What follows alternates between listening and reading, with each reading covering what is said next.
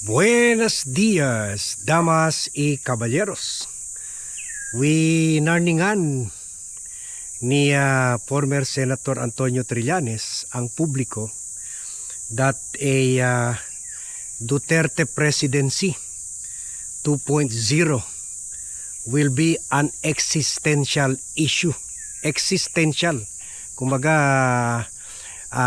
parang ito yung term ginagamit ng Israel laban sa Iran. Kumbaga, the survival of the state of Israel depends on its war with Iran. Kumbaga, alam nila na all that Iran wants is to nuke para bombahin ng nuclear missile itong Israel kung meron na sila nuclear missile, and the whole of all the people of Israel and the whole Israel country will be wiped out from the face of the earth. Kaya sinasabi nila existential threat. Kumbaga, kung hindi nila labanan itong Iran ngayon before they acquire nuclear weapon, then all of them will die in the future under when they are attacked with nuclear weapons.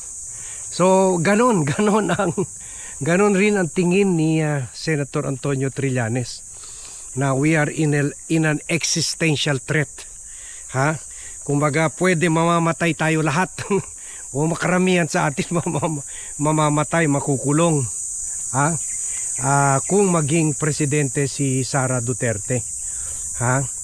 In fact, nasample na nga ng tatay. Nasample na ni Digong nang pinatay niya 30,000 katao. So baka pagdating ni Sara, hindi lang siguro yan 30,000, baka abot pa yan ng 100,000 to 1 million. Pati mga vloggers na tulad ni Vlogcaster, ipapagurger niya or ipapakulong niya. So yan ang inilarawan senaryo ni Trillanes. Kaya sabi niya, Duterte 2.0 could be worse due to the temperament of the presidential hopeful na si Sara Duterte. Yun yung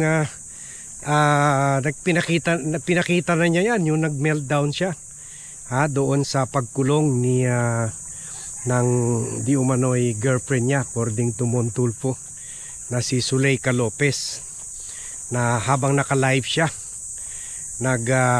inihayag niya yung pag-hire niya ng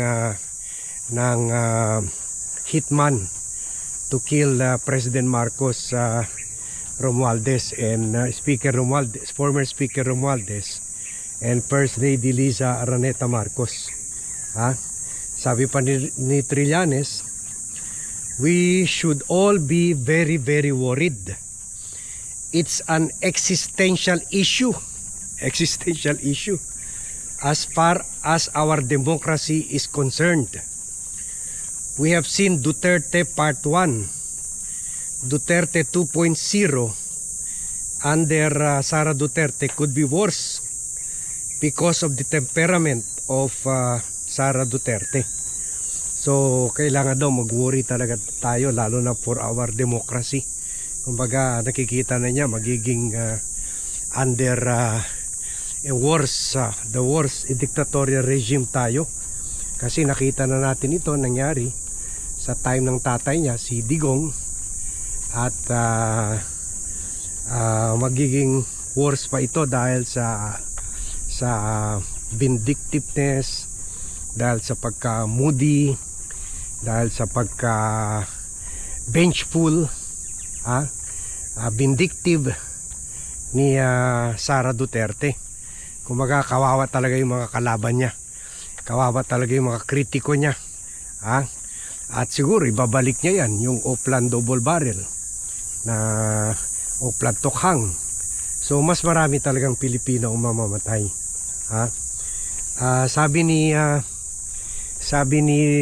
Trillanes, si Sara is basically like her father, former President Duterte, without the sense of humor and with a shorter fuse. So yun nga, tama nga siya, kasi at least si Duterte kahit killer, pero palabiro, palabiro. Kumbaga nadadala sa biro. Ganyan naman ang gusto ng mga Pinoy, yung mga pabiro-biro na ganyan. Pero si Sara pero hindi siya pikon, hindi siya mabilis magalit. Pero si Sara Duterte, yan, mabilis siya magalit. Yung ang description ni Trillanes, with shorter fuse. Shorter fuse, yung kaagad-agad natitrigger siya, kaagad-agad nagagalit siya. Shorter fuse. So sa tingin ni Trillanes, kung ano man mayroong kasamaan kay Duterte, mas maging grabe under the administration of his daughter Sara Duterte. Dito yung pusa na inalagaan namin dito. Pinapakain namin. Sabi ni Trillanes, there would be institutions that would be demolished because they will experience her wrath and vengeance. So may mga institusyon daw ng gobyerno ma-demolish. Di ba nung time ni Duterte, ito mismo si Ombudsman Samuel Martires ang nag-propose na dapat daw i-demolish na yung Office of the Ombudsman. So baka ganun, baka sa time ni Duterte, di ba sabi ni Duterte, ihulog niya sa hagdan ang mga opisyalis ng COA. So ganun rin, baka i-demolish rin yung COA. I-demolish yung COA. I-demolish yung Ombudsman, COA, baka yan, pati AMLAC, i-demolish rin yan. In fact, nagawa na ni Duterte yung mga humahabol sa kanya, yung sa inalis na niya tayo sa ICC, International Criminal Court. So baka kung naging presidente si Sara, pati yung mga institusyon that is guarding or that is protecting the Filipino people sa mga magnanakaw tulad ni Sara, tulad ng tatay niya, pati yan i-demolish nila, pati yan bubuwagin nila. So this is tama ito si Trillanes. Nakita na natin yung behavior at action na so far ni Sara Duterte as Vice President. Siyempre, let's not forget, mayor pa lang siya o Vice Mayor.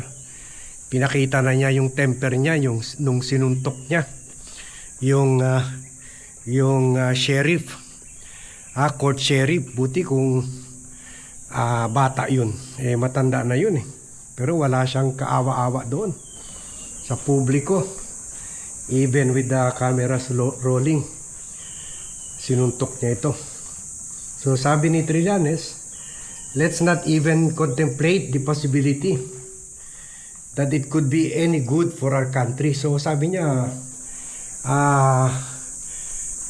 never dapat mag-ingat tayo sa mga sinasabi na deserving natin ng isang Sara Duterte kasi yun ang PR nila ngayon, na ayusin daw nila yung gobyerno, ganoon, ipapakulong na daw nila sila Romualdez, sila Marcos. Pero sabi ni Trillanes, mas worse sila kahit kung sino pa mang gusto nilang ipakulong.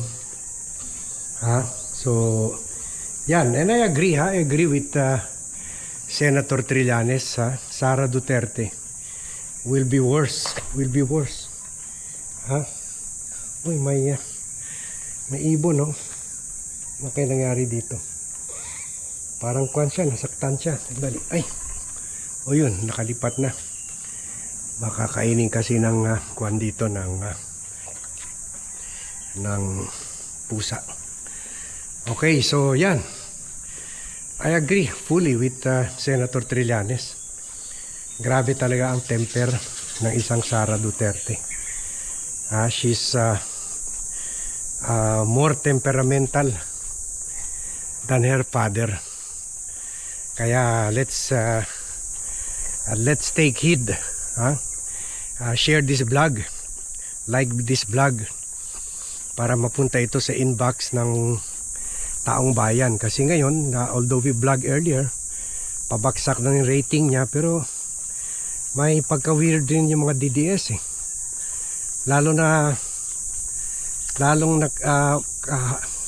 Kahit lumalabas na yung katotohanan sa pagkakorap, pagka-killer ng mga Duterte as shown by the ICC case, yung mga AMLAC report, pero parang kwan pa rin sila, solid pa rin sila sa mga solid pa rin yung mga DDS behind sa mga Duterte. Kaya tuloy-tuloy lang trabaho natin. Let's help spread in social media itong mga warnings ng tulad ni Senator Trillanes, former Senator Trillanes, sa danger ng existential threat or danger that our country is facing under another Duterte administration. Totoo talaga ito. We have seen that already. Puro kaplastikan lang ito si Sara. Pasyukran-syukran, pero she's really evil inside. And we have already seen that. Lying, killing, killing, and temperamental bitch. Yan siya. And let's rally our country to oppose the possibility of a Duterte 2.0. So thank you very much everyone for watching. Thank you very much for joining me in this vlog. Good morning to all and see you in my next vlog.